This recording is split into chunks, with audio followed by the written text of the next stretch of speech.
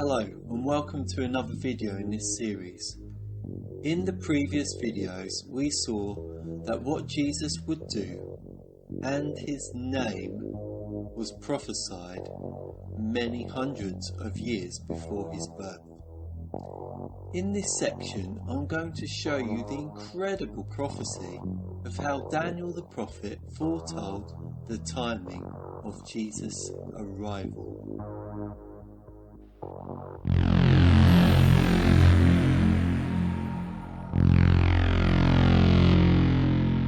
Please comment, like and subscribe to my videos, and please share this video right now.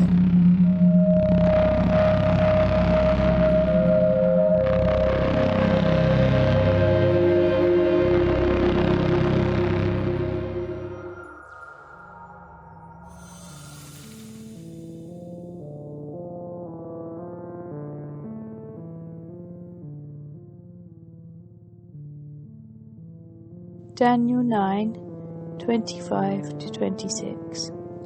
Know and understand this. From the time the word goes out to restore and rebuild Jerusalem until the Anointed One, the ruler, comes, there will be 7 sevens and 62 sevens. It will be rebuilt with streets and a trench, but in times of trouble. After the 62 sevens, the Anointed One will be put to death and will have nothing. As I said before, to look at Daniel's timeline about the end, to see if his timing was correct, we should look at the dates he predicted that already happened. So what did Daniel mean by the Messiah's arrival? I've already hinted in the last video, but let's see. Here we can see the start point, the rebuilding of Jerusalem. For this we have these possible scriptures. Ezra 1:1-3, Ezra 6:11, Ezra 7:13, Nehemiah 2:4. So let's look at the first one. Ezra 1:1-3. The Lord, the God of heaven, has given me all the kingdoms of the earth, and he has appointed me to build a temple for him at Jerusalem in Judah. Any of his people among you may go up to Jerusalem in Judah and build the temple of the Lord, the God of Israel. After the Jews had been forced from their land in 598 BC by Nebuchadnezzar, the Babylonian king, Cyrus the Persian king conquered Babylon in 539 BC and decreed in 537 BC that the Jewish temple would be rebuilt and started in this scripture. But this is just a decree to rebuild the temple. So let's look at something else. Ezra 6:12. I, Darius, have decreed it. Let it be carried out with diligence. This too is a decree to continue to rebuild the temple, and it was rebuilt in 518 BC. Ezra 7:13. Now I decree that any of the Israelites in my kingdom, including priests and Levites, who volunteer to go to Jerusalem with you, may go. So, here in this scripture, it shows a time when the temple was already built. So this was a decree to rebuild Jerusalem, because he was saying that all the Israelites can go back. So Jerusalem will inevitably be rebuilt. So this one was in 458 BC. But there's another one. Let's take a look at that.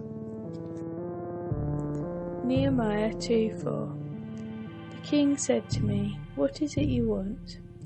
Then I prayed to the God of heaven, and I answered the king, "If it pleases the king, and if your servant has found favour in his sight, let him send me to the city in Judah, where my ancestors are buried, so that I can rebuild it." Here the king agreed that Nehemiah could go back to Jerusalem to rebuild the wall surrounding it. There is some merit in using this date, as the scripture in prophecy says in Daniel that the wall would be built. Some very respectable people have tried to apply this date and use 360 days in a year. They have called it a prophetic year, or saying that 360 days used to be the Earth's rotation. But I'm not sure if this would fit in with the Goldilocks zone orbit around the Sun. And there is no reasonable evidence of this. But actually, this calendar would fit in if you added every 7 years as a leap year, so that it would eventually turn round to be the same time as our calendar now. So you would just use our calendar. So this timing wouldn't work. So as I said before, there was some merit in using that date, but Artaxerxes really only made one declaration in 458 BC. The second one was in writing, but not declared. So it's just an extension of the first one. So from 458 BC, let's do the math from there. So the prophecy said 7 weeks and 62 weeks. So what's that? So let's start with 7 weeks. That is 7 times 7 equals 49. And the 62 weeks, as you can see, 62 times 7 equals 434. Put those two together. 49 add 434 equals 483.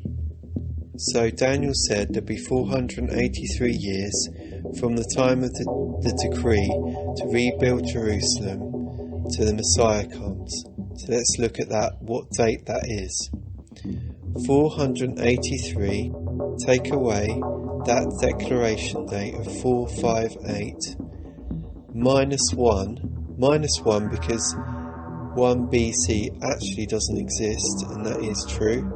You can find that out. I didn't believe this before I was starting this, but then I found out that it is true. You have to minus that date, so minus 1 equals 26 AD. So what happened in 26 AD? Jesus was baptized when he began his ministry. An amazing prophecy of the exact time when Jesus would arrive, the Messiah.